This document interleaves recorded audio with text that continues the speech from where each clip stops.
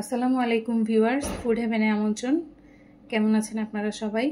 আলহামদুলিল্লাহ, আমি ভালো আছি। আজকে আমি আপনাদের সাথে শেয়ার করব ডিমের কোরমার একটা রেসিপি। এটা আসলে দেখতে যতটা আকর্ষণীয় মনে হচ্ছে, খেতেও ঠিক ততটাই সুস্বাদু। এটা আপনারা ভাত, রুটি, পরোটা, বিরিয়ানি, প্লেন পোলাও সব কিছুর সাথেই খেতে পারেন। এটা আমি একটু ভিন্নভাবে করেছি, আপনারা করে দেখতে পারেন, সব কিছুর সাথেই ভালো লাগবে খেতে। এই দেখেন, চলেন দেখে নিই কীভাবে আমরা এই ডিমের কোরমাটা তৈরি করলাম। প্রথমেই লাগছে কিশমিশ, কাজু বাদাম আর কাঁচামরিচ। এগুলোকে আমি একটু ভালো করে ব্লেন্ড করে নিয়েছি। আর সেদ্ধ ডিম, ফালি করে নেওয়া কাঁচামরিচটা সম্পূর্ণ ফালি করে নেওয়া যাবে না, বেশ খানিকটা ফেলে নিতে হবে। পেঁয়াজ কুচি, ব্লেন্ড করে রাখা মিশ্রণটা, দুধ, শুকনো মরিচের গুঁড়ো, ধনিয়া জিরা গুঁড়ো এখানে একসাথে করে নেওয়া আছে, আর গরম মশলা, এলাচ, দারচিনি, তেজপাতা আছে পেঁয়াজ বাটা, রসুন বাটা, গরম মশলার গুঁড়ো, হলুদ আর লবণ। প্রথমে আমি ডিমগুলোকে একটু কেটে নিব। ডিমগুলো কেটে নিলে কি হবে, ডিমের ভিতরে মশলাটা যাবে আর খেতে একটু সুস্বাদু লাগবে বেশি। এই যে, আপনারা যেভাবে পারেন সেভাবে ডিমগুলোকে কেটে নিতে পারেন। আমি এইভাবে করে কেটে নিচ্ছি। এবার চলে যাই, চুলার উপরে একটা প্যান দিয়ে দিলাম আমি। প্যানটা একটু গরম হলে এখানে আমি অ্যাড করে দিচ্ছি কিছুটা সয়াবিন তেল। তেলের মধ্যে একটু লবণ দিয়ে দিলাম, আর এবার আমি ডিমগুলোকে ভেজে নিব। ডিমগুলো ভেজে নেওয়ার সময় তেলের উপরে একটু হালকা করে একটু লবণ দিয়ে দিলে ডিমগুলো ভাজার সময় তেল ছিটে না। খুব বেশি ভাজা যাবে না, তাহলে ডিমের উপরের চামড়াটা একটু বেশি শক্ত হয়ে যাবে, সেক্ষেত্রে ডিমটা সফট কম থাকবে। ডিমটাকে একটু হালকাভাবে ভেজে নিয়ে উঠিয়ে ফেলতে হবে। এই যে, ডিমটা আমি উঠিয়ে নিচ্ছি। এবার এই তেলের মধ্যেই আমি পেঁয়াজ কুচি বেরেস্তা করে নিব।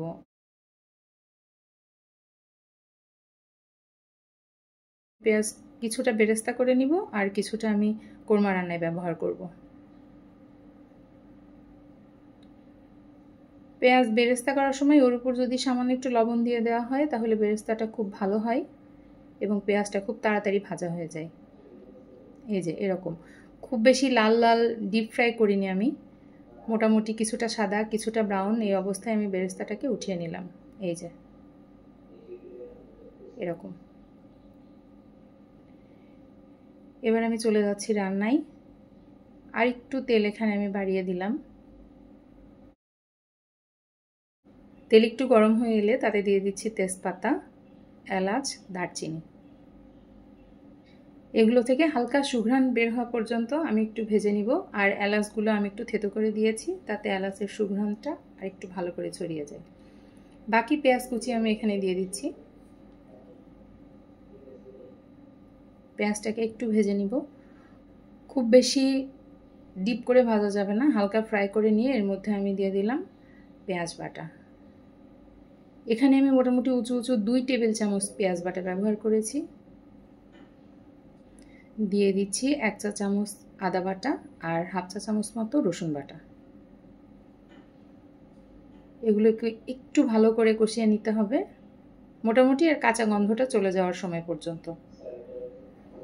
এরপরে এর সাথে অ্যাড করে দিলাম ধনিয়া জিরা গুঁড়া 2 চা চামচ, 2 চা চামচ শুকনো মরিচের গুঁড়া, হাফ চা চামচ গরম মশলার গুঁড়া, 1/3 চা চামচ লবণ।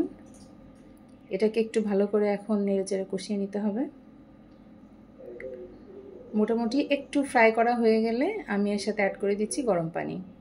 এতে মশলাগুলো আমার লেগে যাবে না, ভালোভাবে কষানো যাবে।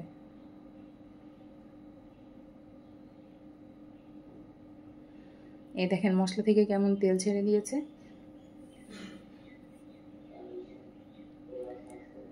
আসলে ডিমের এই কোরমাটা করতে গেলে একটু ধৈর্য ধরে একটু বেশি সময় নিয়ে করতে হয়, তাহলে এটা টেস্ট ভালো হয়। আমি মোটামুটি 5 থেকে 7 মিনিট মশলাটা কষিয়ে নিয়েছি। সম্পূর্ণভাবে তেল ছেড়ে দিয়েছে যখন, তখন আমি ব্লেন্ড করে রাখা মিশ্রণটা এর মধ্যে অ্যাড করে দিলাম। দিয়ে মোটামুটি আবারও 5 থেকে 7 মিনিট খুব ভালো করে এটাকে কষিয়ে নিলাম।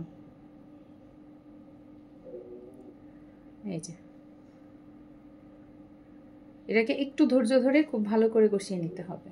এই দেখেন মোটামুটি আমার যখন তেল ছেড়ে দিয়েছে, তখন আমি হালকা করে ভেজে রাখা ডিমগুলো অ্যাড করে দিচ্ছি।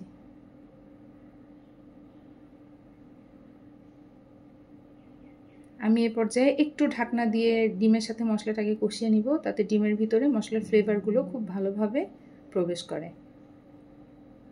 দেখেন এখনই মনে হচ্ছে কতটা টেস্টি। বেশ মাখা মাখা করে আমি এটাকে কষিয়ে নিয়েছি। কাঁচামরিচের ফালিটা আমি এ পর্যায়ে দিয়ে দিব। কাঁচামরিচের ফালিটা একটু আগে দিলে মশলার মিশ্রণটার সাথে কাঁচামরিচের সুঘ্রাণটা খুব সুন্দরভাবে মিশে যায়। এবার আমি দুধটা ঢেলে দিচ্ছি।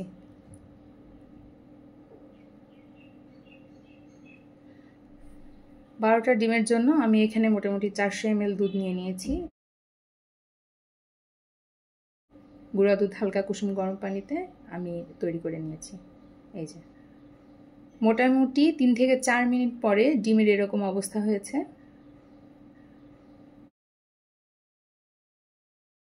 দুধের সাথে ডিমটা বেশ ভালোভাবে মিশে গেছে। এ পর্যায়ে আমি কিছুটা চিনি দিয়ে দিলাম। আমি হাফ চা চামচ মতো চিনি অ্যাড করেছি এখানে। আপনারা যে যেমন মিষ্টি খেতে পছন্দ করেন সে ঠিক তেমন চিনি দিবেন। আমি আসলে এখানে হালকা মিষ্টি আর ঝাল ভাবটাই বেশি থাকবে, এইভাবে আমি ডিমের কোরমাটা তৈরি করেছি। এটাকে আপনারা ঝাল কোরমাও বলতে পারেন। মিষ্টির ফ্লেভারটা খুবই কম থাকবে। এখন আমি